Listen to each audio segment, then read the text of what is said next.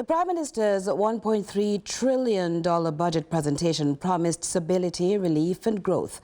But as the dust settles on Budget Day, some experts are questioning whether the speech lived up to the movement. Ramon Gordon has that story. The Prime Minister's $1.3 trillion budget presentation touted macro, new social relief programs and infrastructure development. But two experts say the message didn't match the moment. I'll give the Prime Minister a solid 4 for his presentation, but more fundamentally, the idea of economic growth should be tossed out the window because they have not been able to accomplish this. And we should all be thinking about, instead of minimum wage, we should be thinking about how can we maximize the potential of our people so that they can get the maximum wage for their ability. The minimum wage is set to increase from $15,000 to $16,000 weekly in June, a move the government says is meant to ease cost of living pressures. But Dr. Horton says it still leaves many Jamaicans below the poverty line. Each Jamaican now requires at least $25,000 a week for them to hover above the poverty line.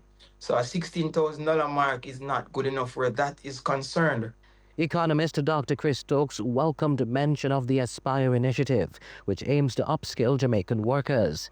But he says real growth requires a mindset shift, not just government directives. It is not for the government to say, thou shalt pay this person 15, 16, 17, or 18,000. What we really need to do is have the macroeconomic stability, the ease of doing business, the access to capital, and it's much harder. It's not sexy, but that's the direction I believe we need to go in. The budget outlines apprenticeship and housing programs, roadworks and support for MSMEs. Still, critics argue the focus remains too shallow to spark real innovation or tackle long-standing productivity challenges. More than 55% of the population face some sort of food deprivation, can't find 3 meals a day, etc., which means that we have created a class of working poor. And I'm not seeing where the platform is being laid that values the potential of our people. The same Jamaican who is struggling here